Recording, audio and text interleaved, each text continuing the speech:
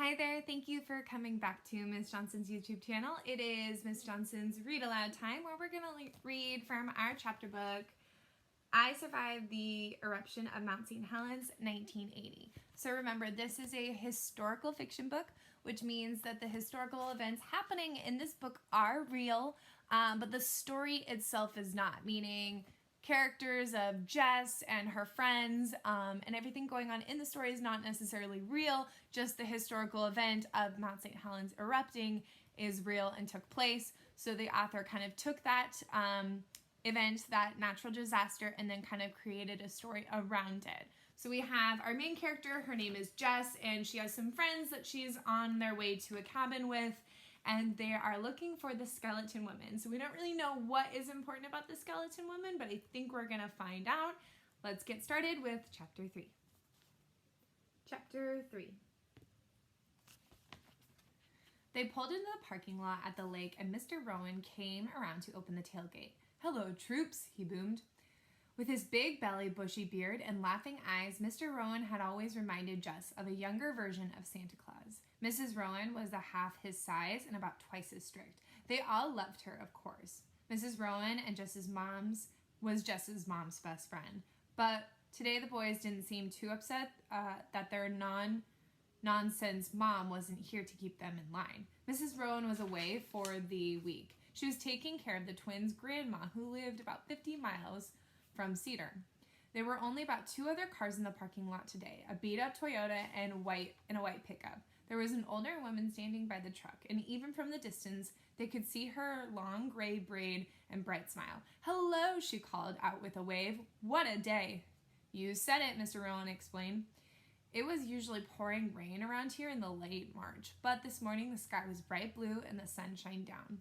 "And just look at our pretty mountain," Mr. Rowan said, putting an arm around each of the boys and smiling up at Mount St. Helens. The mountain's lower slopes were blanketed with green trees. The top was covered with snow. Its perfect triangle peaks sparkled in the sun. Jess always felt a flash of pride when she looked at Mount St. Helens. No, it wasn't as famous as Mount Hood across the border in Oregon, and it wasn't as tall as Mount Rainier, which loomed over Seattle, about 200 miles to the north of Cedar. But folks who lived here knew Mount St. Helens was the most beautiful mountain in the Cascade Range, and if most people had never heard of it, who cared? Mr. Rowan gathered his supplies and headed to the fishing cabin. "I'll be organizing my gear," he called. "Don't be far, and just keep those boys out of trouble." "Will do," Jess promised. Jess and the twins watched him disappear down the little path that led to the cabin. "This is going to be fun," Sam said, rubbing his hands together. "Fun," Eddie said.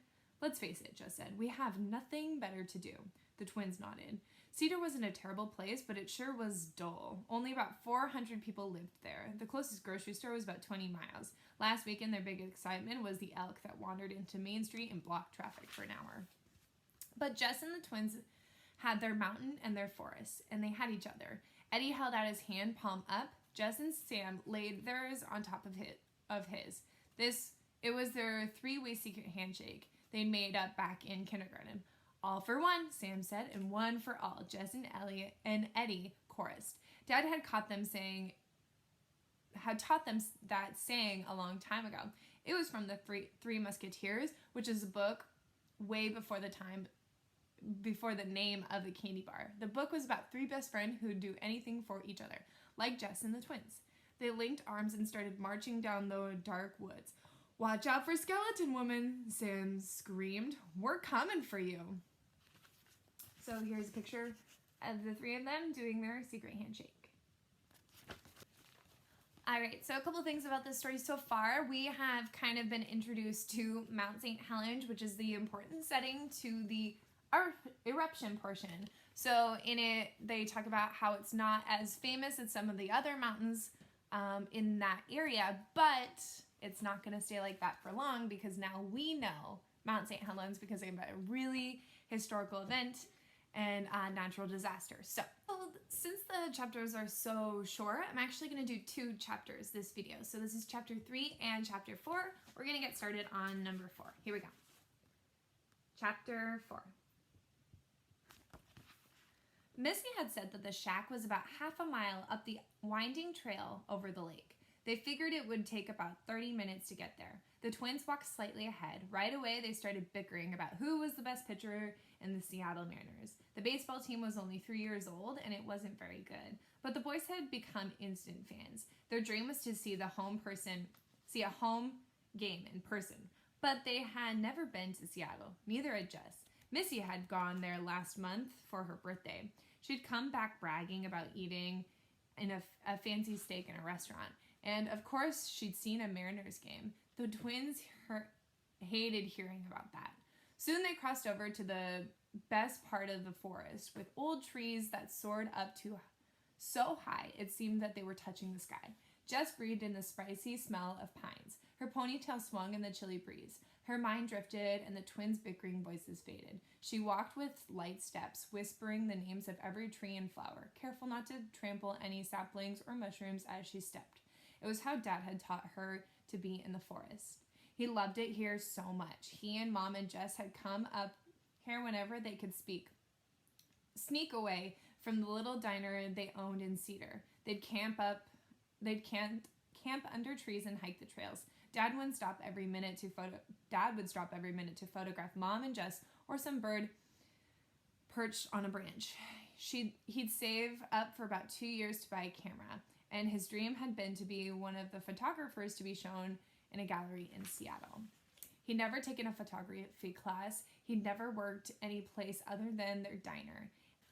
But you never knew. Anything's possible, Dad always said. And the way he looked at Jess, his eyes bright with hope, she didn't doubt it. Maybe he'd gotten his optimism from his great-granddad, Clive Marlowe. Clive had come here to southern Washington state when he was just 16 to work as a lumberjack. Back then, there were no highways or restaurants or towns in the Cascades. There were still wolves in the woods and grizzly bears that stood 10 feet tall. But mainly there were trees, some of the most spectacular trees on earth. The oldest ones had been here before George Washington was born, before the Mayflowers sailed, when the only people here were Native Americans quietly hunting and fishing around the trees. But that all changed in the 1800s when American settlers came. They chased away most of the native people. Lumber companies bought up the forests. They sent men like Clive in to cut down trees. Soon enough, most of those century-old trees had been chopped into wood to build ships and railroads and buildings for America's brand new cities. The lumberjacking was dangerous. The biggest trees weighed 50 tons, as much as a train car. They'd come crashing down with so much force that the earth shook a mile. Men were crushed by falling branches. They lost feet and hands to the blades of the axes. Clive himself was almost blinded by a spray of razor-sharp wood chips. But it wasn't the danger that got to Clive. It was watching those big trees disappear. He grew to hate the grinding sound of saws and axes. He dreaded the moment when a tree started to fall over. Now its wood would moan and creak as though it was crying out in agony. So he quit work in the lumber company and opened a diner named Clive's. Folks were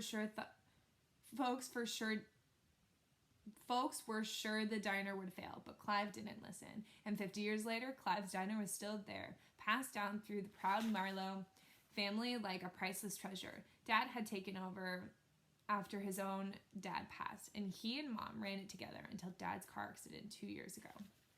So here's a picture, and that's got to be Clive, the lumberjack, because they're cutting down trees in the back, and there he is, and he's upset about the tree cutting. After Dad died, Mom wasn't so sure she wanted to stay in Cedar. She'd always dreamed of becoming a teacher, of living in a city like Seattle. But how could she close the diner that had been in Dad's family for generations? And how could they leave Cedar, where every creak in the sidewalk reminded them of Dad? Sometimes it felt like Dad and Mom and Jess were as rooted here as the old trees. Thinking about all this made Jess feel dizzy, as if she was teetering on the edge of a cliff. Then Sam's voice jolted her back. "There it is," he cried. Jess looked ahead. It was the shack. It sat there in the distance, as though it had been waiting for them. Okay, so that is the end of chapter 4. We got a little more backstory on Jess and her family and kind of what they're going through and the location that we're in. Lumberjacking is kind of a big thing in this area because there's a lot of trees going around. So I hope you liked chapter 3 and chapter 4. I know I did. I can't wait to see what happens when they go to the shack. Tune in next time to watch and listen to chapter 5. Thank you. Bye.